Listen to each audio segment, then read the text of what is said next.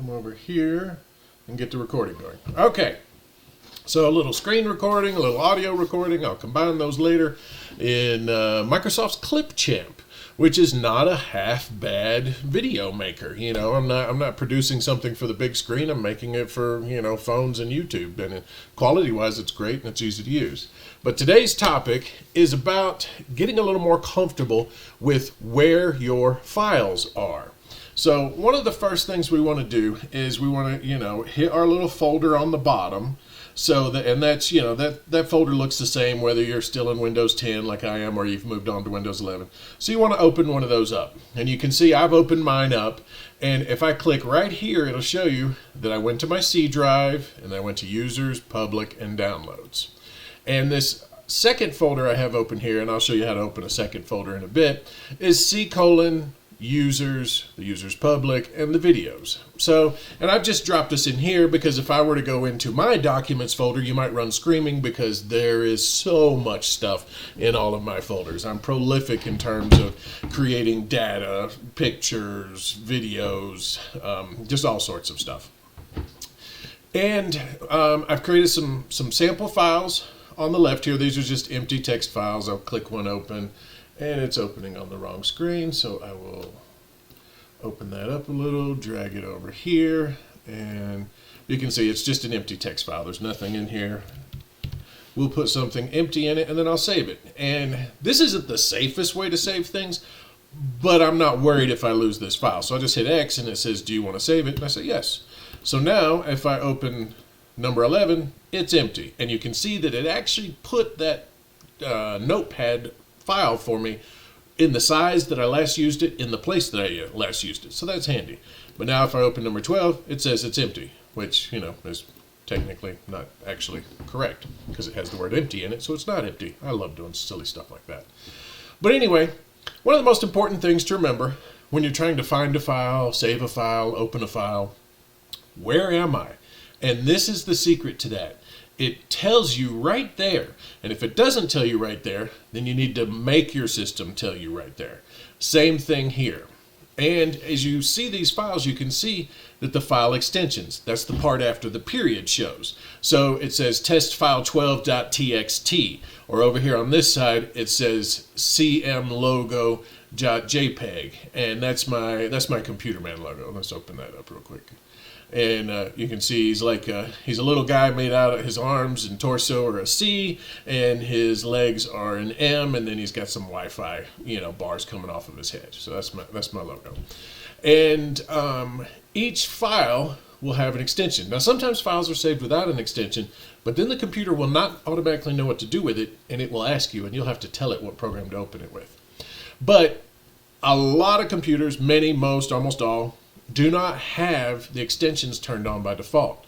So if we open one of these folders up and we go to View and then we go here to Options, we can change the folder and search options. So when we bring that up, we have another view right here. We can click on View and then we can tell it, you know, always show the menus. That way you always get the File, Home, Share view showing. There is this trend in a particular operating system I feel bears the brunt of the responsibility for it, that is now spread to the Windows operating systems, other operating systems, to hide the menus, to hide the tools. Like they're more worried about how this window looks for style than they are about it being functional.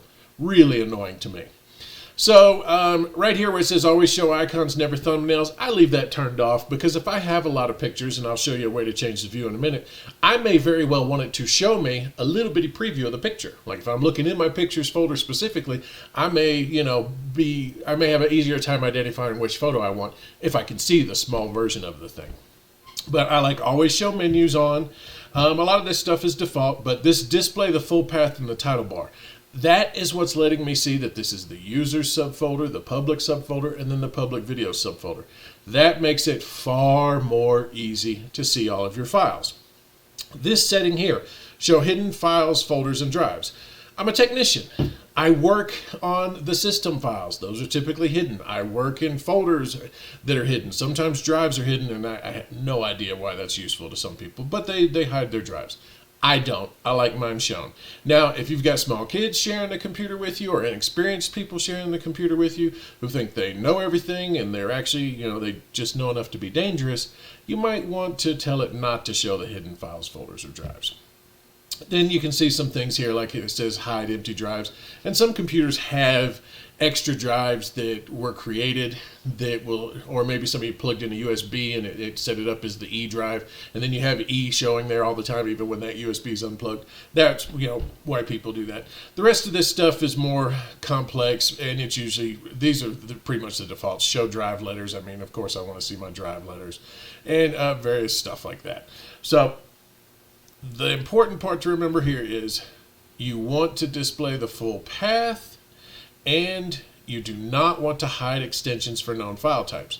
If I tell it to hide extensions, it will hide these M4A, JPEGs, MP4s, stuff like that. And we'll go ahead and do that real quick. I'll tell it okay, and see, the extensions no longer show. So now I'm going to go back under View, go back to my options, change my folder and search options again, go to View. Oh, by the way, this part right here that says Open File Explorer 2, put that on this PC. You do not want that to be on quick access. Quick access is annoying. You get just as quick access from this PC, and you get more access from this PC. It'll be a little different looking for you at first. Trust me, you want this PC. So then I'm going to come back down here and I'm going to get rid of the hide extensions for known file types, and I'm going to apply that change, and now my extensions have come back. So that's just a couple of quick notes about how to be able to see your full path and how to be able to see what the extensions are. So what I really want to show you guys is the safe way and the way I have been copying files around for the most part for, well, a few decades now. So this folder I like to keep on the left, and this folder I like to keep, if I can get that corner there, on the right. Now, trying to grab that corner up there by the X is something you got to get a little skill with, or you're going to accidentally hit the X and close your folder. You're often safe for reaching down here, like on this bottom left, I should say. I was up on the right. If you grab it and drag it from here, you're less likely to close your window. Of course, if you do close your window, you just reopen the window. So the reason I like this folder on the left, and I just lost my right folder, so I'm going to go down here and click it to come back up. There we go. The reason I like this folder on the left is I intend to copy files from here to here. And for me, that's just we read from left to right, at least, American English, we read from left to right, so I like to copy from left to right. It's just what I'm used to. So I'm going to copy, say, test file 7, and I just left-clicked it, and now I'm left-clicking and holding it, and I'm dragging it over here, and I'm letting go. And just like that, look, I didn't copy it, I moved it, because it's no longer on the left side. So I'm going to put it back. I'm going to drag it here, and I'm going to move it over here, and look, it's saying move. Well, I wanted to copy it, but I moved some files recently, so right now, these two windows are remembering the last sort of function I did. But if I reach down and I hit my control and hold that, see how it changes it from move to copy? So I'm going to hold the control and let go. Now I have my test file 7 back on the left, and it did not get removed on the right. That is one of the more important things you have to pay attention to. Another thing you have to pay attention to is, a lot of times you'll select multiple files, and the control button helps you do that. So test file 11, I hit and hold the control on my keyboard, and now I can click, and I just want to copy those. I don't want to copy all of them. So now I will drag and drop it over here again, and when I look, it is wanting to move it to public videos for me. Well, I want to copy it. So I hold down the control and I let go. Now those files have copied. So let's say that I am moving a couple of files over here, and it doesn't say copy and it doesn't say move, it says create link. That will happen to you, and if you just wanted to make shortcuts, like you wanted to make shortcuts to some files, you can do that by pressing the Alt button. And if I were to let go, excuse me, you can see right there that I now have two shortcuts. That sort of thing can get confusing quickly, though, because these two shortcuts are to these two files over here. They are not shortcuts to these copies of the files on this side, even though, you know, the test file 12 over here says empty inside, and the test file 12 over here says empty. But let me change this. Let's make this say full. And I will close it out and save it. So now, if I click this test file 12 text, it should open the one on the left that says empty. So I'll click it, and sure enough, it says empty. But if I open this file, it says full. So that's where you can get some confusion going on, is that the file you had selected, when you went to drag it over and press the Alt button to create shortcuts, that's the file that shortcut's going to link to, not a file with the exact same name in the same folder. So I'm going to clean that up a little bit, delete those out. And in fact, let's go ahead and just delete all of these real quick. And oh, here's one thing I definitely wanted to be able to remember to show you. See how test file 12 over here is still highlighted? Don't leave files highlighted unless you're working with them. So I'm going to click over here, and it's no longer highlighted. The reason why is because when files are highlighted, those files are at risk. So if I highlight all these and I go to hit something on my keyboard and I accidentally hit the delete button, those files, they're going to delete. They're going to be gone. In fact, I'm going to hit the delete button right now. So I hit delete, they're gone. Now, you know, we have a recycle bin up here, and I can get into that recycle bin and I can restore those files. But you start to run into, you know, that's kind of like telling yourself, all right, I'm going to set my mail right here on top of the garbage can just for a minute while I take care of something else. It's at risk. Someone else might come by and go, oh, they must have wanted these in the trash can. They throw them in the trash can for you. You forget about it, and your mail's gone. And now you don't even know what was in it, you know, where it went. The same sorts of risks exist whenever you have files highlighted. You can hit more buttons on your keyboard than just the delete to cause some bad stuff. I've got test file 12, well actually let's use 9. I've got test file 9 highlighted, and I hit the space bar, nothing happens. But sometimes you end up hitting multiple keys and things move. Or one of the things that can be really annoying is this. Like you've got a whole bunch of files together, and you have to be careful. Because when you go to click and hold to move something, there have been various other sort of features built in where it's really easy to accidentally make a copy of all those files or accidentally make shortcuts to all those files. So I'm going to do it on purpose here. I'm going to say copy, and then I'm going to paste. Well, now that's kind of a mess, and this is something that people have run into many times, where I intentionally made a copy of all those files and pasted it into that folder, but it's quite easy if you slip a little when you're clicking or let go when you mean to click and hold, that the computer will interpret that motion as you wanted extra copies to be made. I honestly, personally hated it when they did that. When they added those extra little sort of hidden ways to copy a bunch of files, make shortcuts to a bunch of files. I hate it. Because even though I've been doing this for a long time, it still happens to me. And a lot of times I'm backing up a lot of files for people. So I might be selecting hundreds of files at a time. And then to accidentally all of a sudden have twice as many files, and I have to go in and very carefully select and get rid of the accidental duplicates, very annoying, really time consuming. So that's one of the most important things to be sure of when you're doing this, is to be really careful with your button clicks and your movements. Make sure you put the files where you want to put them, because if you accidentally drop them, like let's say I want to copy all these files and I'm going over here and I drop it like, you know, anywhere in here instead of in this area, I could be dropping it to pictures, to documents, to downloads, and then I don't even know where they went. And since it's on move, I'm not even going to be copying them. I'm going to be getting rid of them from on the left. Then I've got to go searching through files and folders and find them. And if those files and folders contain hundreds of other files, you can see how very quickly. Now I could also mess up and drop them right there and they'd be on the desktop, which to the computer is just another folder. Another note for everyone. If your desktop is covered up with tons and tons of files all over it, the whole thing's covered, shortcuts and, well, not shortcuts, but actual files on your desktop, that is a performance problem.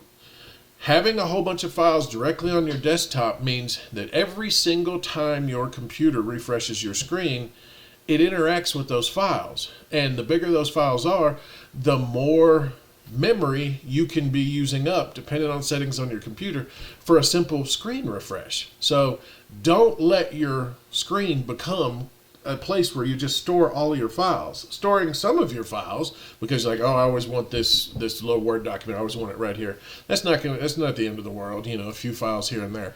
But if you have hundreds of pictures sitting on your folder and you're wondering why your computer is slow, that lack of organization is probably part of the problem.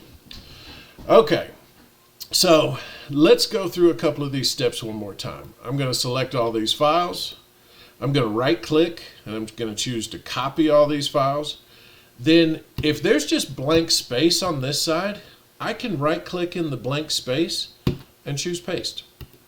Then I of course want to come back over here and click in the blank space so that this side is undone. Now that can be truly annoying when you have a situation where like this folder is completely full. And of course, I can scan down here, but now I don't have any blank space. Anywhere I click in here, yes, it gives me the option to paste. So I can copy stuff from over here and I can come over here and I paste. But you can also see how it's briefly highlighting the file before I right click. And if I right click on the file, now I have a different set of options. So it didn't used to be that way. That is the way it is now. It is one of those things you have to be careful of. If you right click directly on a file name, you get a set of options. If you right click in white space, you get a different set. So you can use that like when I want to come over here and I want to say new and I want to create a new folder and I want to call it important. So now I have a folder that's important up there, and maybe I feel like these two files are important, and so I want to move them up there and put them on that. Now, that will work just fine. If I accidentally drop them in here, nothing's going to happen because I'm trying to move them from where they are to where they are. And, there might be more folders in a row, so I have to be careful to make sure the folder I want it to go in is the one that's now highlighted. I let go, test file 1 and 2 are gone, and if I go to important, there they are, test file 1 and 2.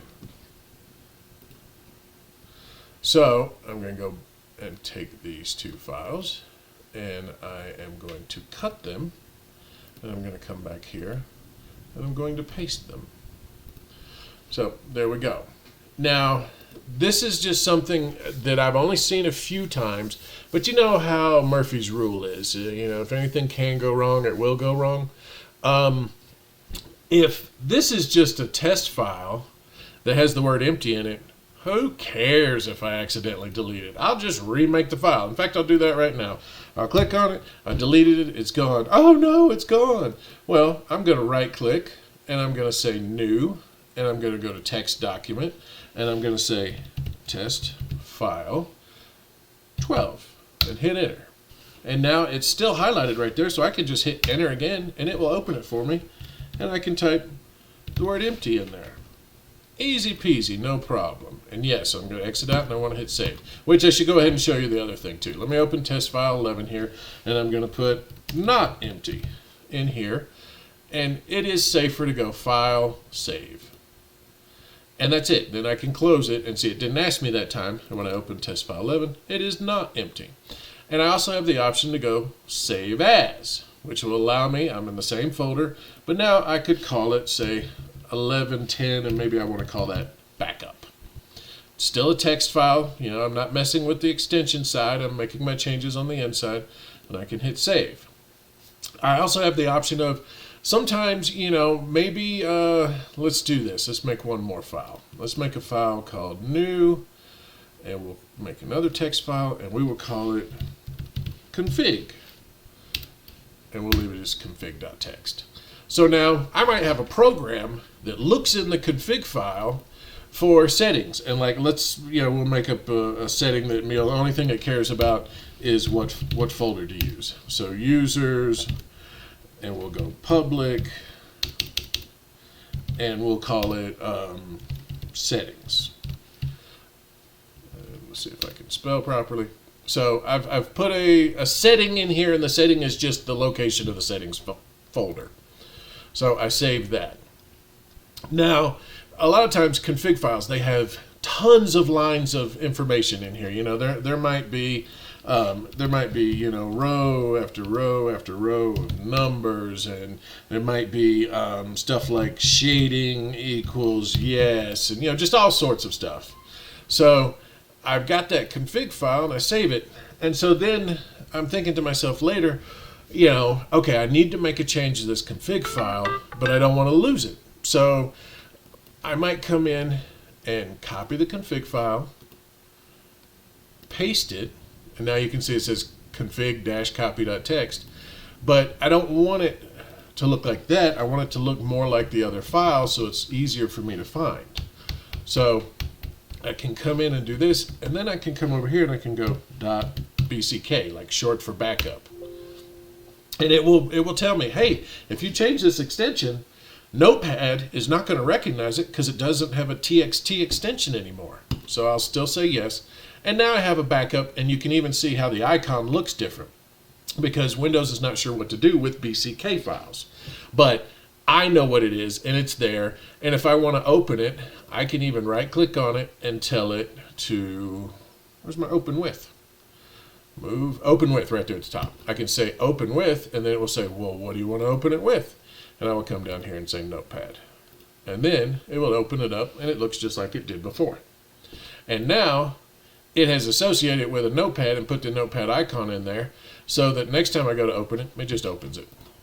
So, but if for some reason I need to open it with a different folder in the future, I can come down and choose open with right here. And that's the difference when it was a big bold open with at the top when the computer had a blank icon for it because the computer didn't know what I wanted to open it with.